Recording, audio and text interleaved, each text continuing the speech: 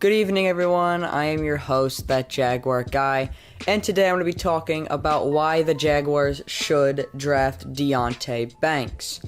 Now, I was going to do a full-blown cornerback and safety overview of the combine, but I decided to go ahead and make this video because I have some strong opinions about this guy, Deonte Banks, and I'm going to be explaining to you why all of a sudden I'm thinking the Jaguars need to draft this guy in round 1. So, with that being said, I'm just going to go ahead and hop right into things. Doing a quick little overview of Deonte Banks. He plays cornerback at Maryland, wears number 3. And my projection for him right now is a mid to late round 1, simply because his combine definitely improved his stock. We'll get to the combine in a minute. I think he's going to be the 5th corner off the board. The 4 that I think are going to go before him are Christian Gonzalez, Devon Witherspoon, Joey Porter Jr., and Cam Smith. I think those four, or Cam Smith or Kaylee Ringo, I think one of them is going to go before Deonte Banks. So I think he will be the 5th corner available in round 1. I think 5 corners are going to go off the board in round 1, if I'm being honest. This cornerback class is just insane, just like the edge rusher class. And I think there's a possibility that the Vikings could try and snag Deonte Banks, so there is a possibility that we would have to trade up with the Vikings or the Ravens.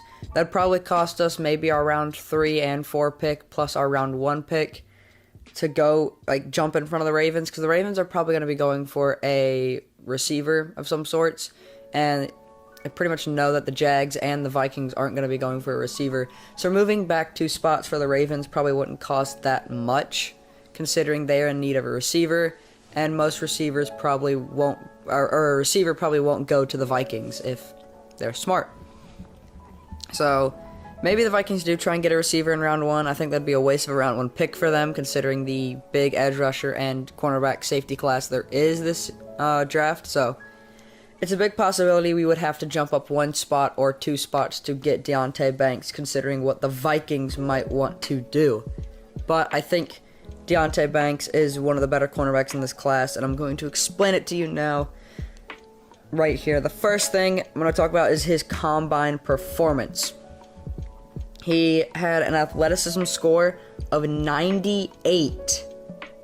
That's very, very good, which was the cornerback ranked first out of all of the athletic scores for that position. His 40-yard dash was, wait a minute.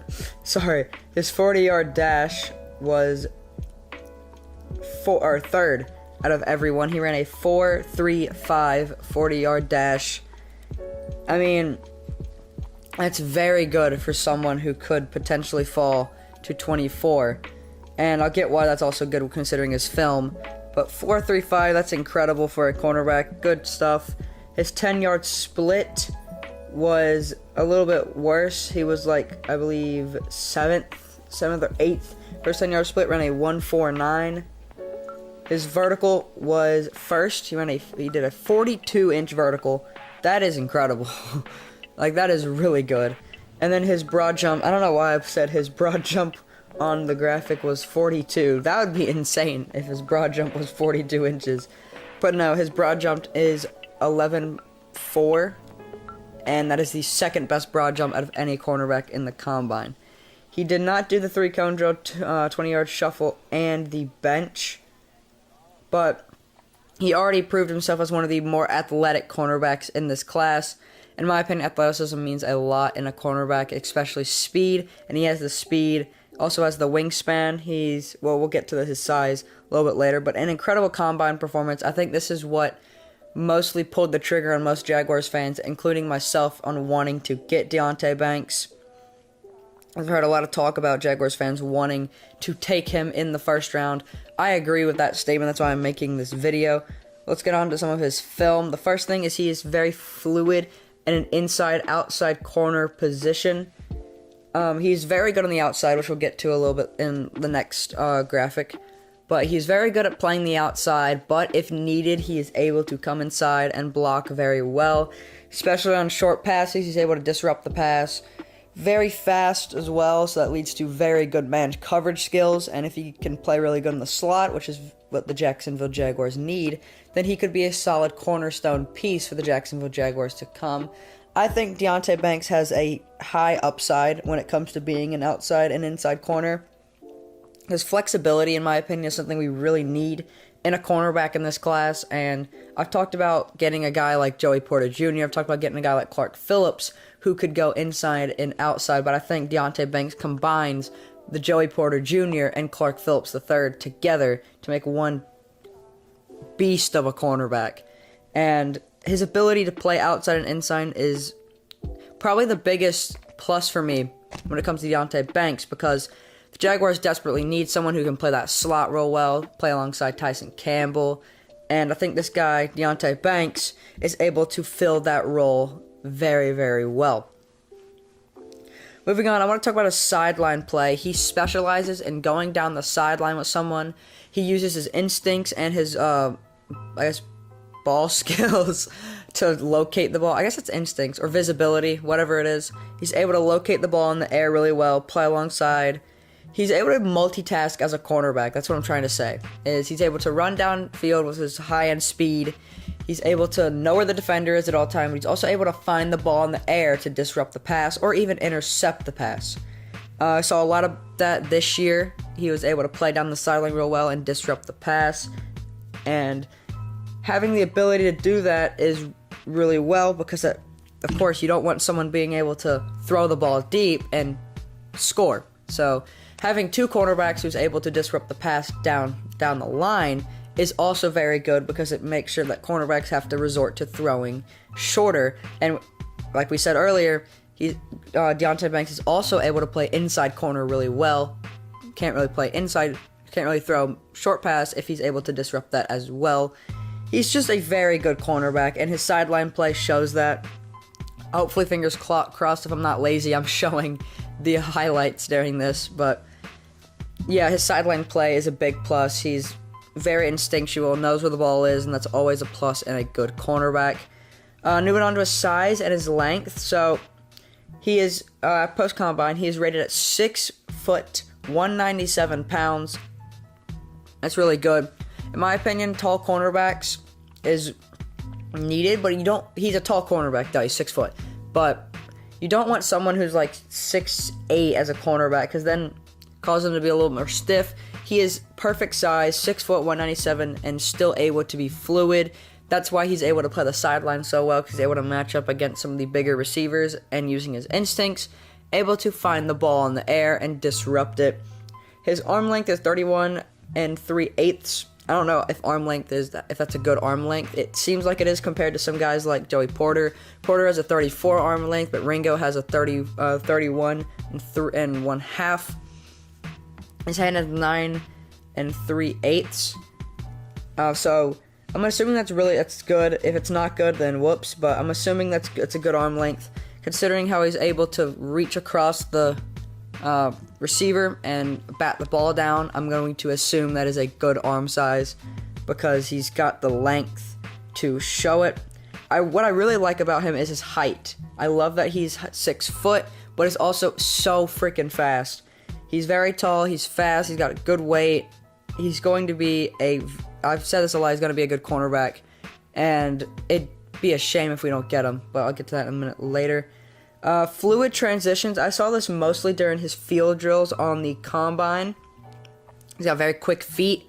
If you saw his backpedaling during the combine field drills, you could see how quick his feet are. There was this one drill where he would backpedal, transition, go out wide, catch the ball like an interception, and then have to transition to running back down the other way. In my opinion, he did that perfectly. He was able to catch the ball and then in like a second transition his feet and start bolting down the field. That's what you want in a cornerback. You want someone who can find the ball and then get his ass down the field so he can get the pick six or get great field position for the offense. That's always a plus. I also saw that when he picked off, or I don't know if it was a pick, if it was called back, but when the ball was bobbled with CJ Stroud, he picked it off. I don't know if he really did. Picked it off, and just bolted down the field. Like, he's a fast dude. Like, he is so fast. And honestly, speed, transitioning, and aggressiveness is what I really look for in a cornerback. Someone who can tackle, someone who can transition well, someone who has the speed to back it up. And he has all three of those. So, speaking of aggressiveness, he is very aggressive. Some plays, hopefully, I'm showing on screen right now. He knows how to tackle. He knows how to block shed, and just tackle. He will throw his body in the line. He uses his raw natural strength, and there's one play where he lifts up the tight end and he just slams him on the ground. I'm like, this is a 197-pound dude picking up probably a 260, 50-pounder and just slamming him on the field. He is not afraid to get in there and tackle to make a play. He's a big playmaker, and that's, again, always a plus in a cornerback. Big playmaking ability is something Jacksonville needs for a defensive back. Tyson Campbell was really good last year, but he's continuing to develop. Get another guy alongside him that will develop. We're going to have a very, very, very good cornerback duo if we can get Deontay Banks and Tyson Campbell in the back. So that's going to be it for this video. Not a very long one, just explaining why we should draft Deontay Banks and what he brings to the table if he were to be drafted by the Jacksonville Jaguars. Best case scenario is he falls to 24. Worst case scenario, I guess we have to trade up to get him. Or we can land someone like Ringo, Porter Jr., whatever. But I do think now, as of right now, this is the top of my draft list. This guy is the, definitive guy who I want at 24. Porter Jr. has probably better, starting ability. I think Deontay Banks has the highest upside out of most cornerbacks. I would say Christian Gonzalez, Devon Witherspoon, and Kaylee Ringo probably have higher upside, but I think Deontay Banks has the potential, alongside Doug Peterson and all the coaching staff, to play better than all of those cornerbacks. So, Deontay Banks at number 24 for the Jacksonville Jaguars. I think that is a great deal. Hope you guys did enjoy this video. If you did, please like, comment, and subscribe if you are new. And I will see you guys in the next one. Peace.